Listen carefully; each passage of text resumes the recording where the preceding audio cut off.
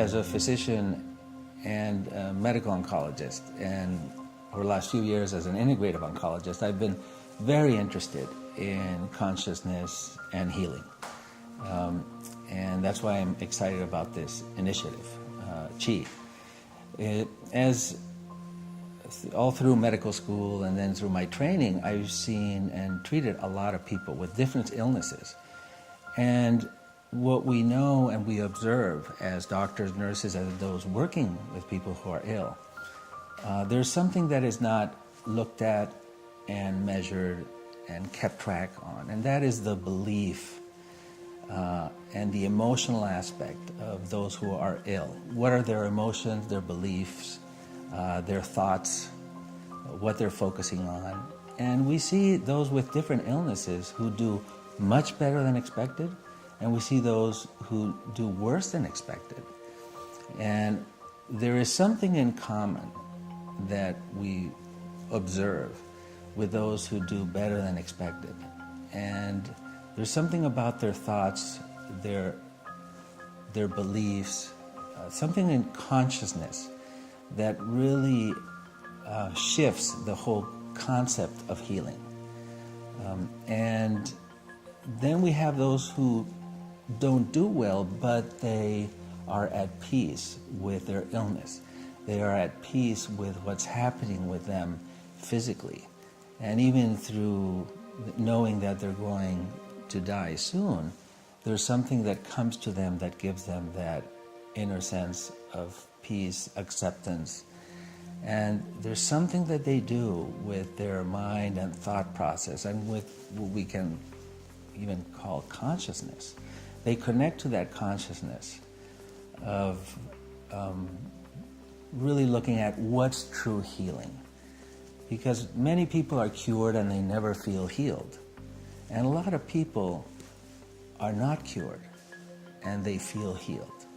So there's something there that needs to be looked at. My interest as a physician is to support in any way I can the advancement of the understanding of consciousness and the advancement in healing. There are several examples of really, I would say, drastic examples of what we call miracles. You know, we read about spontaneous remissions, we read and see miracles. Many organizations and institutions have documented cases of miracles. Now, as an oncologist, I've been able to see several examples, but I'll just give one of them. There's this young woman who had advanced breast cancer. She had 2 young kids, and this is almost in the year 2000. So we had new and better treatments for breast cancer, but not as much as we have now. So she went through several different treatments, and after a few years, the cancer kept coming back and deteriorating. She continued to deteriorate. So at one point, she was so ill that she couldn't continue any medical treatment, chemotherapy. So the plan was to give her the palliative care and support that she deserved and needed with hospice. So she was on hospice and spent a few months on hospice and came to a point where she was dying. So I went to see her a few times at her home, but the time that was really critical was the nurse called me that, you know, there wasn't much time left. That seemed like she was taking her last few breaths. So I went to see her, spent time with her, her husband, the 2 kids, and the hospice team. And she really was what we call agonal breathing. So she seemed to be taking her last few breaths. So after an hour and a half, she was still breathing. So I left and I stayed in touch with the husband during the night, and she was still alive. The next day, she was still breathing. And for several days, she was still in a coma, but continued to breathe, had a low blood pressure, but present. And after a couple of weeks, she started to come out of this coma. And a month later, she was walking around the house. And 2 months after this, she was leaving the house and walking, going everywhere with her husband and with the family, to a point 3 months later, she came to the cancer center to see the staff. and she was feeling very well, had no physical symptoms.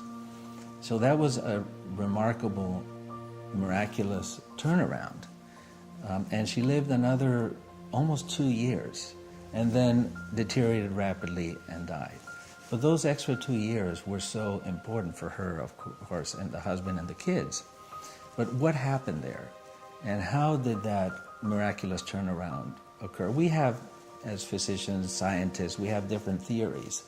But I don't think we can really understand how can that be replicated. And I'm not saying that we should be expecting miracles for everyone, because dying at peace is also a very important thing. So it's not about not dying. It's about how do these remarkable turnarounds and recoveries occur, because they happen, and there are thousands and thousands of documented cases, and this is one that was not documented. But so there are, I would say, over the last many years, there have probably been, throughout the world, maybe several million miraculous turnarounds from different illnesses. So that's one example that I think would be really interesting to look into this. And I've talked to different practitioners and healers and scientists about this. We have theories, but it would be nice to be able to have some more concrete answers to those questions.